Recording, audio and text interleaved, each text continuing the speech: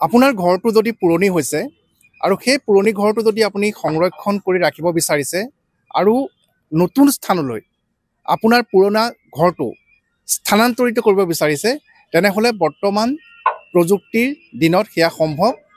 আমি আজি যোৰহাটৰ বঙালপুখুৰীৰ এটা বাসগৃহলৈ আহিছোঁ আৰু এই বাসগৃহটো প্ৰায় 100 বছৰ পুৰণি।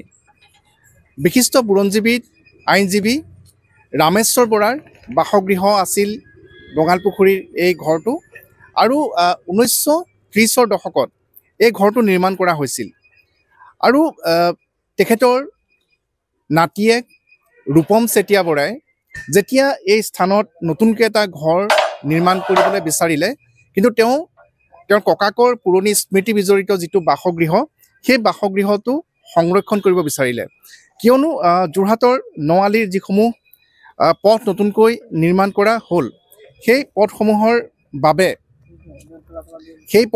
বাবে আমি দেখিবলৈ পাইছিলোঁ যে বহু ঘৰৰ ভিতৰত পানী সোমাবলৈ ধৰিছিলে আৰু এই ঘৰটোৰ ক্ষেত্ৰতো আমি যিহেতু পানীত ডুব গৈছিলে, 3-4 ফুট পৰ্যন্ত ঘৰৰ ভিতৰত পানী সোমাইছিলে আৰু শেহতীয়াকৈ তেখেতৰ নাতিয়েক ৰূপম চেতিয়া বৰাই এই বিশেষ প্ৰযুক্তি কৌশল হাৰিয়ানাৰ পৰা এটা দলক তেওঁ আনিছে আৰু অনাৰ পাছত আমি দেখুৱাইছোঁ যে এই ঘৰটো যি স্থানত আছিলে তাৰ পৰা ওপৰলৈ উঠাই, এই প্ৰযুক্তিৰ সহায়ত ওপৰলৈ উঠাই কিছু নিলগলে প্ৰায় 25 ফুট নিলগলে স্থানান্তৰিত কৰা হ'ব। আমি প্ৰথমে দৃশ্যসমূহ দেখুৱাই ল'ব বিচাৰিছোঁ যে ইণ্টাৰনেটত এনেধৰণৰ দৃশ্য দেখিবলৈ পোৱা যায়। শেহতীয়াকৈ এনেধৰণে ঘৰসমূহ যি প্ৰযুক্তি কৌশল ব্যৱহাৰ কৰি ওখ কৰিব পৰা যায়, যিসকল লোকৰ বাসগৃহত পানী সোমাই বা কাষতে থকা পথসমূহ ওখকৈ নিৰ্মাণ কৰাৰ ফলত এই সমস্যাৰ সন্মুখীন হৈ আহিছে। এনেদৰে আমি দেখুৱাইছোঁ যে এই ঘৰটো প্ৰায় 100 বছৰ পুৰণি ঘৰ আৰু এই ঘৰটো আমি দেখুৱাইছোঁ যে কেনেদৰে এই প্ৰযুক্তি কৌশল ব্যৱহাৰ কৰি হাৰিয়ানাৰ পৰা অহা এই দলটোৱে এনেদৰে তেওঁলোকে ঘৰটো ওপৰলৈ প্ৰথম অৱস্থাত উঠালে আৰু তাৰ পাছত এতিয়া সেই ঘৰটো তেওঁলোকে ইয়াৰ কিছু নিলগলৈ স্থানান্তৰিত কৰিব আৰু ৰামেশ্বৰ বৰাৰ নাতিয়েক ৰূপম চেতিয়া বৰা আছে আমাৰ সৈতে। যে যিটো আপুনি সিদ্ধান্ত ল'লে বা যিটো প্ৰযুক্তি কৌশল ব্যৱহাৰ কৰিছে, অলপ ক'ব নেকি সবিশেষ? আচলতে ইয়াৰ উদ্দেশ্য দুটা। প্ৰথমটো হৈছে এইটো ঘৰতে আমি জন্মগ্ৰহণ কৰিছিলোঁ, আমাৰ শৈশৱ আমাৰ যৌৱন পাৰ হৈছিলে, গতিকে এই ঘৰটো আমি সংৰক্ষণ খুব কৰাটো এটা ব্যক্তিগত কাৰণটো সেইটো যে ঘৰটো যদি আমি সংৰক্ষণ কৰি ৰাখিব পাৰোঁ তাৰ এটা আমাৰ উচিত, আমি তাৰ বহুত স্মৃতি জড়িত সেইটো 1 নম্বৰ কাৰণ।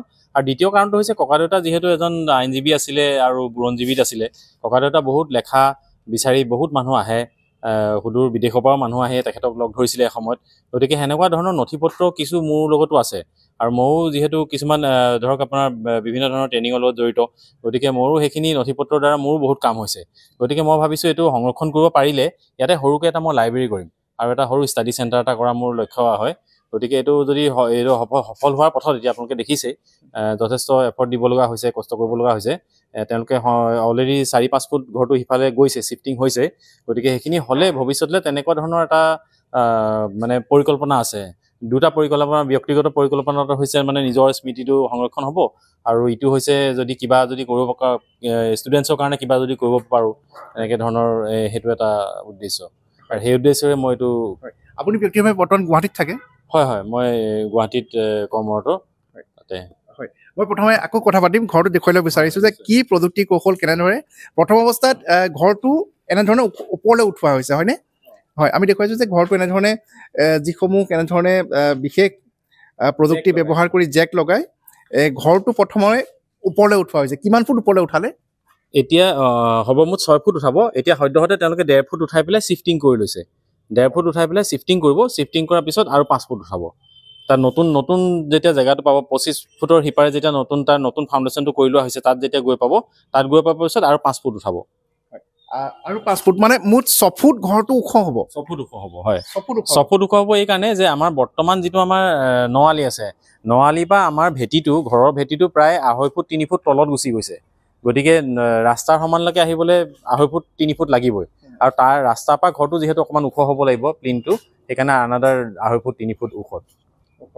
হয়, আৰু বৰ্তমান ঘৰটো কিমান ফুট প্ৰকৃত স্থানৰ পৰা কিমান ফুট আঁতৰলৈ নিয়া হ'ল বুলি কৈছে? বৰ্তমান আপোনাৰ প্ৰায় 5 ফুট মান গৈছে আৰু 20 ফুট যাব আছে।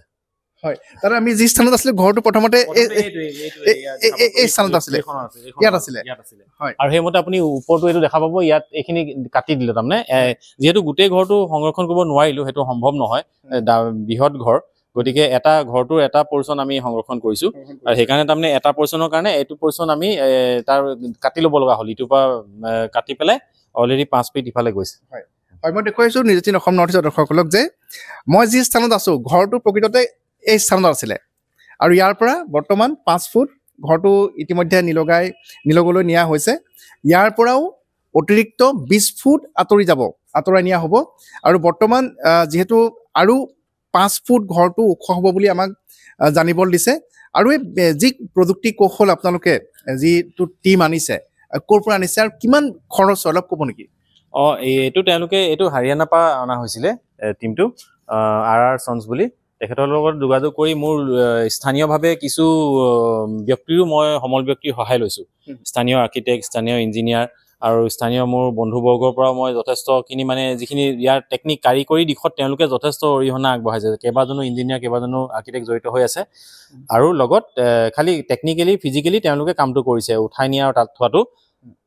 কিন্তু তাৰ লগত জড়িত যিখিনি ধৰক ফাউণ্ডেশ্যন এটা বনাব লগা হৈছে, আগতে আছাম টাইপত ফাউণ্ডেশ্যন নাছিলে, গতিকে আমি ফাউণ্ডেশ্যন কৰি লৈছোঁ। সেই কাৰিকৰী দিশত কেইবাজনো ব্যক্তি জড়িত হৈ আছে এই প্ৰজেক্টটোৰ লগত। আৰু তেওঁলোক আহিছে হাৰিয়ানাৰ পৰা তেওঁলোক আহিছে। আৰু ইয়াৰ খৰচটোৰ বিষয়ে ক'ব গ'লে তেওঁলোকে স্কোৱাৰ ফিট হিচাপে তেওঁলোকৰ এটা খৰচ আছে। তেওঁলোকে উঠাবৰ কাৰণে এটা এমাউণ্ট লয়, ধৰক 250-300 টকাৰ ভিতৰত সেইটো এমাউণ্টটো হয় উঠাবৰ কাৰণে। আৰু তালৈ নিবৰ কাৰণে আকৌ সেইটো আনাদাৰ আৰু 300 টকা খৰচ হয়, 300-350 পাৰ স্কোৱাৰ ফিটত। তেওঁলোকে তেনেকুৱা ধৰণৰ এটা হিচাপ এটা আছে, বাজেট এটা। হয়, আৰু ঘৰটো ওপৰলৈ উঠাওঁতে কিমান সময় লাগিলে? আপুনি কৈছে যে বহুত কম সময়তে কৰিছে তেওঁলোকে। হয়, প্ৰথম অৱস্থাত উঠোৱাটো তেওঁলোকে খুব সোনকালে উঠাই দিলে, কিন্তু নিবৰ কাৰণে যিহেতু আমি সিফালে এটা ফাউণ্ডেশ্যন বনাব লগা হৈছে, সেইকাৰণে অকণমান সময় লাগিছে। তেওঁলোক আজি আহি পোৱা একজেক্টলি আজি 1 মাহ হৈছে। 1 মাহৰ ভিতৰত তাৰমানে তেওঁলোকে তলৰখিনি কাটি এইটো নতুনকৈ বিম এটা বনাই এইটো ঘৰটো অলৰেডি 1.5 ফুট উঠোৱাই পেলাই ইমানখিনি হৈছে। আৰু ধৰক তেওঁলোকে কৈছে 10 দিনৰ ভিতৰত গৈ পেলাই তাৰ নিজৰ জেগাত ঘৰ মানে ফাউণ্ডেশ্যনত বহি যাব।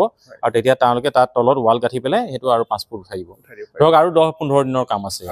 হয়, আমি দেখুৱালোঁ যে বৰ্তমান সময়ত নগৰসমূহ যেতিয়া নতুনকৈ যি নিৰ্মাণ কৰা হৈছে বা পথসমূহ যেতিয়া নতুনকৈ নিৰ্মাণ কৰা হৈছে, তেতিয়া আমি দেখিবলৈ পাইছোঁ যে বাট পথসমূহ ওখ হৈ যোৱাৰ ফলত পূৰ্বে নিৰ্মাণ কৰা বহু ঘৰৰ ভিতৰত পানী সোমায় বা সেই ঘৰৰ ভেটিসমূহ চাপৰ হৈ যায়।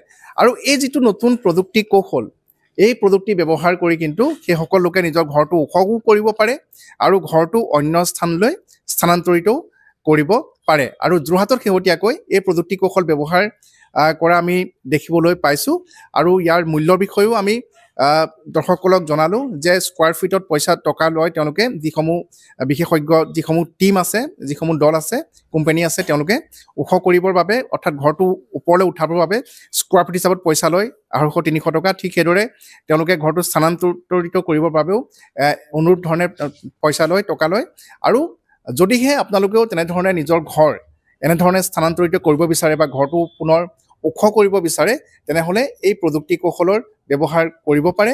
আৰু যিসমূহ লোকে নিজৰ স্মৃতি সংৰক্ষণ কৰিব বিচাৰে, পূৰ্বৰ ঘৰটো বৰ্তমানো পূৰ্বৰ দৰে ৰাখিব বিচাৰে, তেনেহ'লে তেওঁলোকেও এই পদ্ধতি ব্যৱহাৰ কৰিব পাৰে। ধন্যবাদ। আপুনি বিচৰা বাতৰি পাব কেৱল নিউজ 18 এপত। নিউজ 18 এপ ডাউনলোড কৰিবলৈ স্কেন কৰক এই QR কোড। গুগল প্লে ষ্টৰতো পাব এই নিউজ 18 এপ।